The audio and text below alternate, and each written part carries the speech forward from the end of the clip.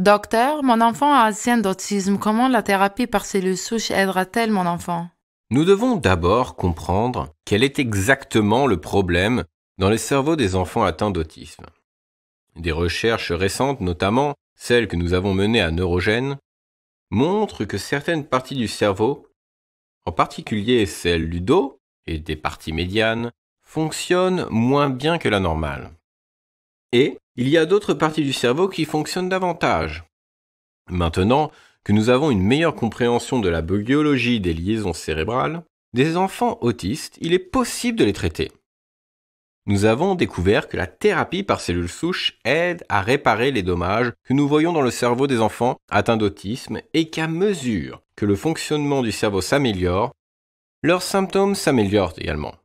La thérapie par cellules souches est donc le nouveau traitement, la nouvelle arme, la dernière méthode dont nous disposons pour traiter les enfants atteints d'autisme. Que sont les cellules souches et comment fonctionnent-elles? Les cellules souches sont des cellules qui ont le potentiel de se multiplier, ce qui signifie que j'ai une cellule souche, je peux en faire 1 million. Elles ont également le potentiel de se convertir, donc si je prends une cellule souche et que je la mets dans le cerveau, elles deviennent des cellules cérébrales. Si on les met dans le muscle, elles deviennent des cellules musculaires. Les cellules souches ont donc le potentiel de se convertir en différentes parties du corps. Ainsi, là où se trouve le dommage dans le cerveau, nous pouvons aller les placer, les cellules souches, dans le cerveau et ainsi aider à réparer le dommage cérébral. Les cellules souches agissent donc de 3 façons. Elles réparent, elles remplacent et elles régénèrent. Et grâce à ce processus, lorsque le fonctionnement du cerveau devient normal, il atténue les symptômes dont souffrent nos patients. Quel type de cellules souches utilisez-vous?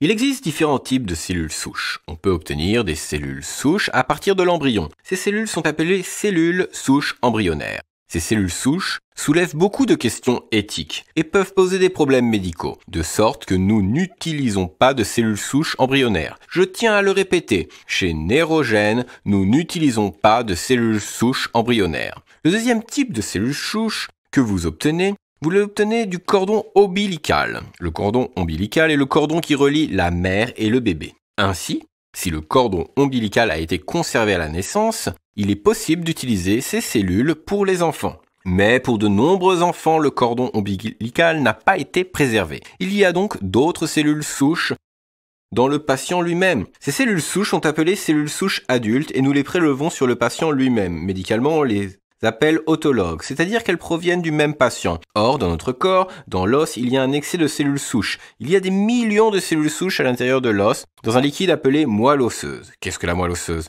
La moelle osseuse est le lieu où le sang de notre corps est produit. Pour produire du sang, le corps a besoin de cellules souches. La moelle osseuse est donc riche en cellules souches. Maintenant, si nous le prélevons la moelle osseuse, nous sommes en mesure de séparer les cellules souches que nous pouvons ensuite utiliser pour le traitement. Y a-t-il une intervention chirurgicale majeure? C'est ce qu'il y a de plus merveilleux dans la thérapie par cellules souches. C'est qu'elle ne nécessite pas d'intervention chirurgicale. Il n'y a pas d'incision, pas un seul point de suture non plus. Il n'y a pas une seule coupure. L'ensemble de la procédure se fait par 2 injections simples. Avec une aiguille, on introduit dans l'os et on prélève de la moelle osseuse et avec l'autre, on injecte dans le dos et dans le liquide du dos appelé LCR. Le traitement complet ne comporte donc que 2 injections. Je le répète, 1 à retirer et 1 à injecter.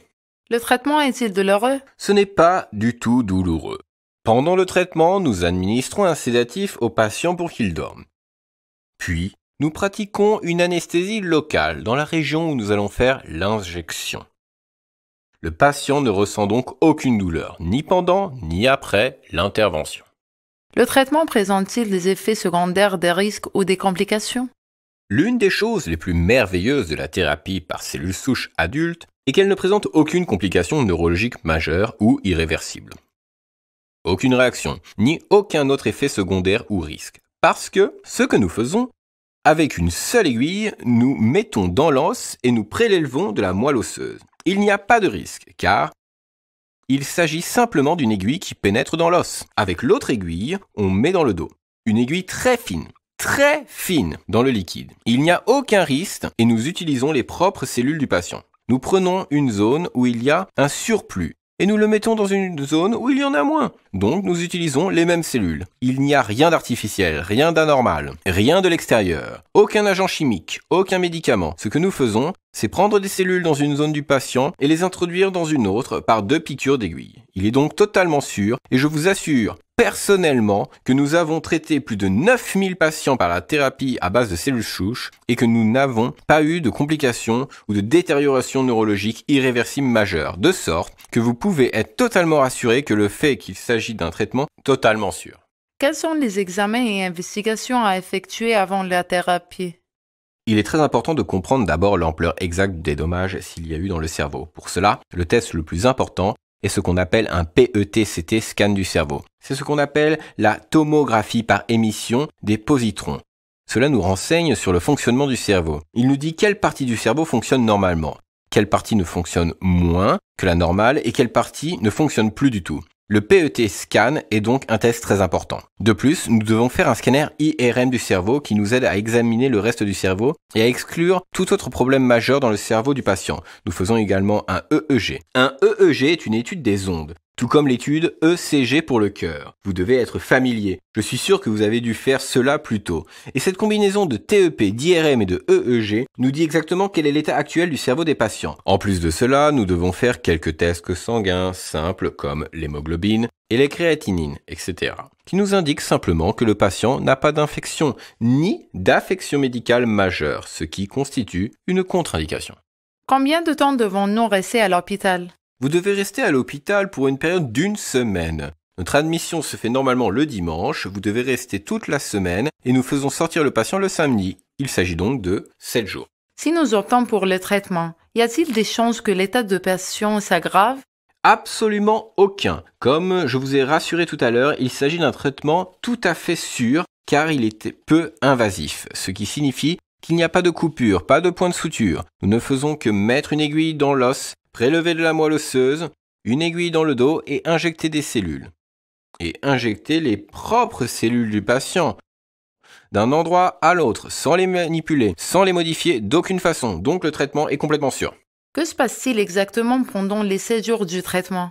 Après l'admission le dimanche, le premier jour, qui est le lundi, est un jour d'enquête et d'évaluation. Ainsi, le patient sera évalué par différents services. Le service d'ergothérapie, le service de psychologie, le service de physiothérapie, etc. Nous avons également toute une série de tests comme le TEP du cerveau, l'IRM du cerveau, le EEG et quelques tests sanguins. Lundi, il y a donc une évaluation clinique et une investigation détaillée. Le deuxième jour, le mardi, est le jour des cellules souches, où le patient est appelé le matin et reçoit un sédatif de sorte qu'il dort sur la table d'opération. Nous pratiquons ensuite une anesthésie locale dans la zone située juste en dessous de la hanche, appelée le bassin, puis nous injectons l'aiguille dans cet os et nous en extrayons de la moelle osseuse.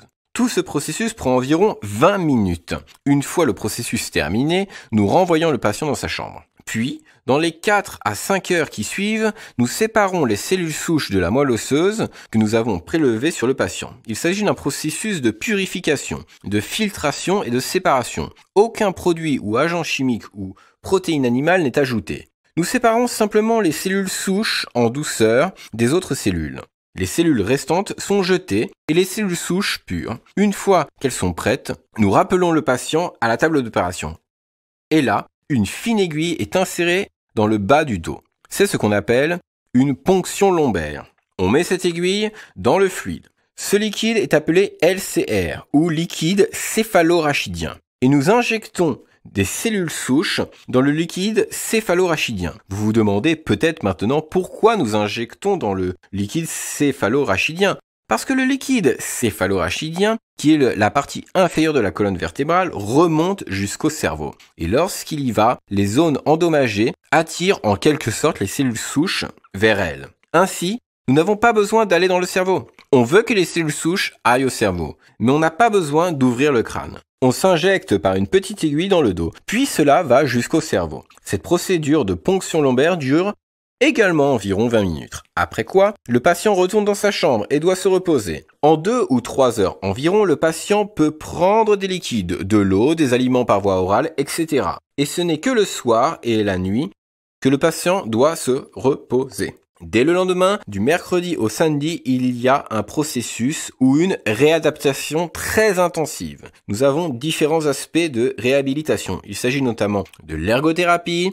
qui comprend l'intégration sensorielle, l'évaluation psychologique, l'ABA, l'éducation spécialisée, la physiothérapie pédiatrique, l'art-thérapie, la thérapie par la danse, la musicothérapie, et tout un tas d'autres thérapies spécialement conçues pour le patient et basées sur les problèmes et les symptômes qu'il présente. Le samedi, vous êtes libéré et vous recevez une note détaillée sur tout ce qui a été fait pendant cette semaine ainsi que sur tout ce que vous devez faire pendant 3 à 6 mois. Combien de temps nous faudra-t-il pour savoir que le patient a bénéficié du traitement? Les véritables améliorations, nous les constatons en fait après 3 mois. Immédiatement après le traitement, au cours des prochains jours ou des prochaines semaines, nous commencerons à avoir des améliorations mineures. Mais à 3 mois, nous commencerons à avoir des améliorations majeures. Et entre 3 et 6 mois, les changements sont presque transformationnels.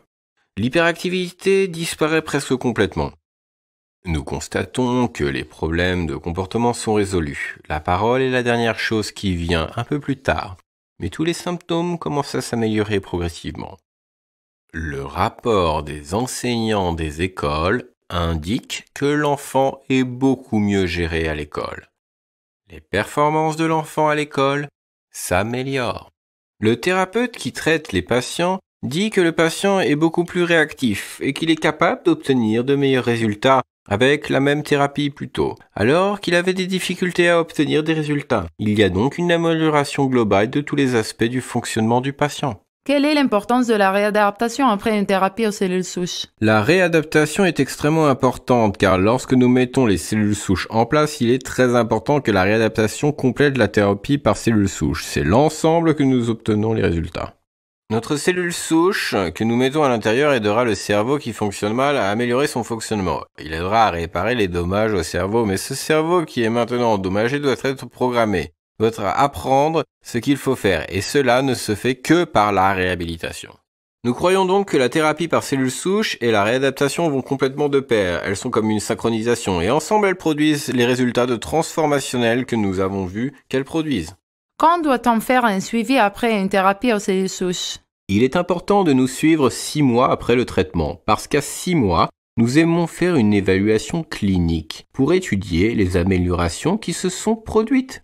Et nous répétons également la TEP du cerveau. Et la TEP du cerveau nous dit alors quelle partie des dommages a été réellement réparée grâce aux cellules souches. Le suivi de 6 mois après le traitement est donc extrêmement important.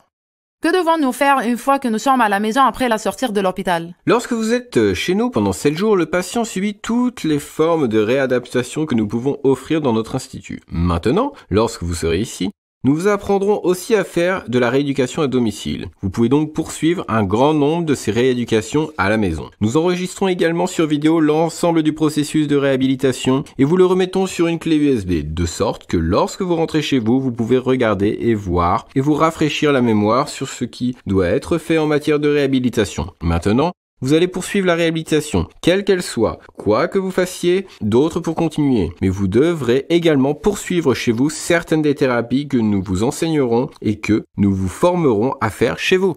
Si nous avons des problèmes liés à l'admission, qui devons-nous nous adresser?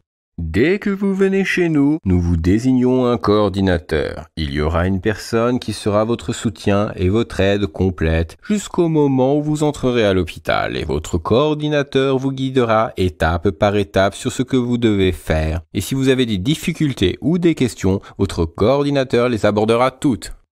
Si nous avons un problème après la sortie, qui devons-nous contacter?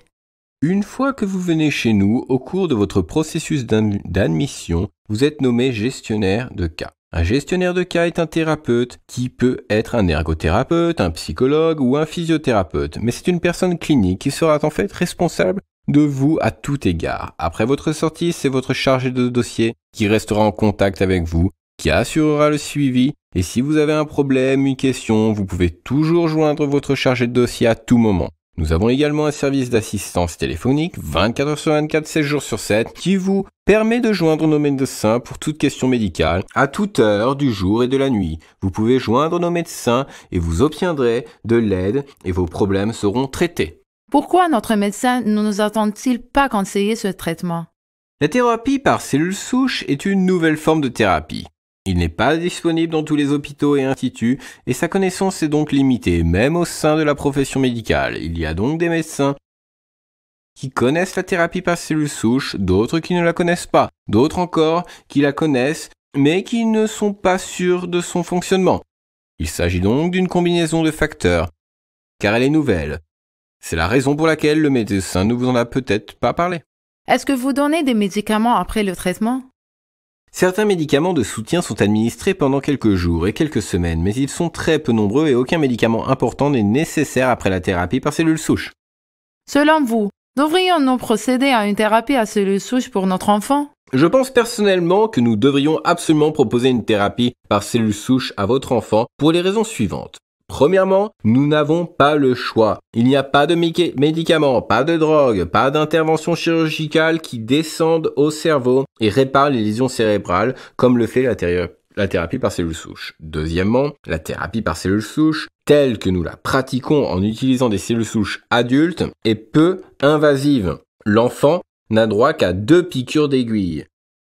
C'est donc tout à fait sûr. Il n'y a aucun risque de détérioration, d'effets secondaires ou de complications majeures. La sécurité est donc assurée et garantie et il s'agit d'améliorations certaines. Et ces améliorations, vous ne pouvez les voir avec aucune autre forme de traitement. En outre, tous nos travaux sont publiés dans des articles et des revues scientifiques importants qui documente la sécurité et l'efficacité de notre traitement. Je dirais que proposer une thérapie par cellules souches à votre enfant l'aiderait certainement à se remettre de ses symptômes et à s'améliorer au point de pouvoir vivre de façon indépendante et de mener une vie presque normale.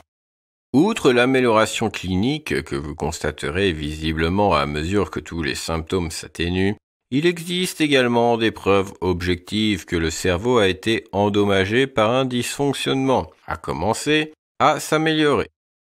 Et cette amélioration est constatée dans les scanners TEP-CT. Nous faisons donc un PET-CT scan avant, où nous voyons que ces zones bleues sont des zones où le cerveau est hypofonctionnement, fonctionnant moins que la normale. Et vous pouvez voir que dans le scanner fait 6 mois plus tard, cette zone s'est résolue. Ainsi, le bleu que vous voyez dans le TEP préparatoire, 6 mois plus tard, nous pouvons voir dans le scanner que les dommages sont réduits de manière significative. Il s'agit donc d'une preuve objective du fait que les cellules souches ayant atteint le cerveau ont contribué au processus de réparation, de remplacement et de régénération du cerveau endommagé, contribuant ainsi à l'amélioration des symptômes de l'enfant. Qu'est-ce qui fait la particularité de Neurogène? Ce qui rend Neurogène unique et spécial est le fait que nous combinons la thérapie par cellules souches, une technologie médicale de pointe, avec la rééducation, la méthode éprouvée pour aider ces patients. Cette combinaison de la thérapie par cellules souches et d'une réhabilitation holistique, où tous les différents domaines de la réhabilitation travaillent ensemble pour aider à améliorer le fonctionnement du patient, ce qui fait la particularité de Neurogène. Chez Neurogène, notre travail comporte une importante composante de recherche et il y a donc une innovation et une amélioration constante dans ce que nous faisons. Cela a donné lieu à la publication de plus de 97 articles scientifiques dans diverses revues internationales et nationales. Lorsqu'un article est publié dans une revue internationale,